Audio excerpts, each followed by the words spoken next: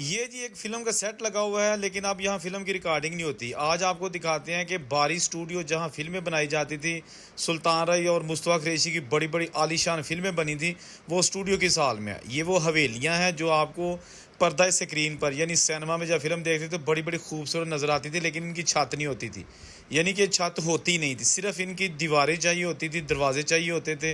ये जनाब आप देख सकते हैं कि अब तबाही वीरानी, बारी स्टूडियो मुल्तान रोड लाहौर।